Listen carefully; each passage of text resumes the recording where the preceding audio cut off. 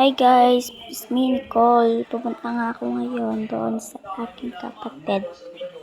Kaya, pasok na ako sa kwarto nila. Yan guys, siya yan. Lumabas na ako dahil pupunta ako sa kwarto.